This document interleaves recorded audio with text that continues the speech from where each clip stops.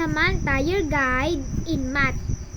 If you haven't subscribed to our channel, please subscribe and click the bell button to be updated in our new videos, okay? And please share, okay? So our topic for today is Math 4, describing parallel, intersecting, and perpendicular lines, okay?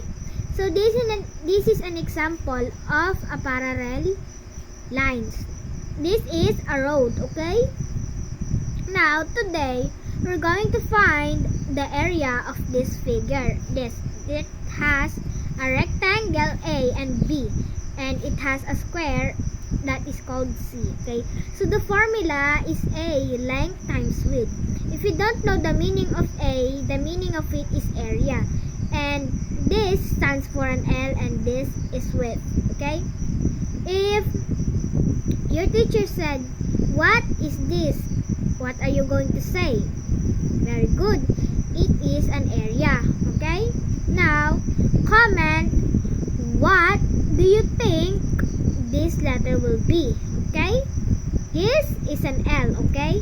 And this is an A. It stands for area, okay? Now, moving on. So, we have rectangle B. Rectangle A, okay? So, the area is 4 cm times 8 cm. It is equals 32 squared centimeter. Okay? Why is there a 2 in it? Because we multiplied 2 centimeter. Okay? So, it is called squared centimeter. Okay? Now, let's solve the rectangle B. 4 cm times 8 cm. Okay? So, the area is 4 cm times 8 cm, and it is 32 cm squared centimeter or squared meter. Okay? Now, we're going to solve this. Alright? 4 cm times 4 cm. Okay? So, this is the length, and this is the width. Okay? So, the area is 4 cm times 4 cm equals 16 squared centimeter. Okay? So, now we're going to plus it all.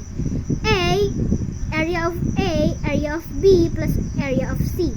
So, 32 plus 32 plus 16. Okay? And our answer is 80 squared centimeter.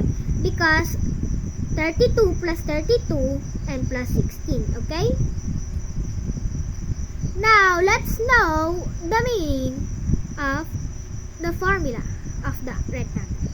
So, the formula of the rectangle is base times height divided by 2. Let's have an example. This is an example. The height is 6 cm, the base is 9 cm, okay?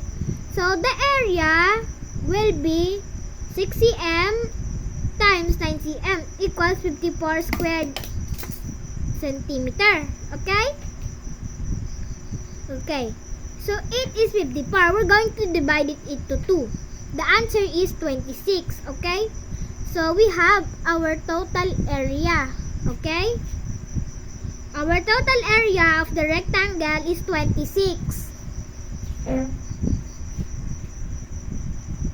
Okay? Now, the formula of parallelogram, okay? So, the base times the height is equals 64.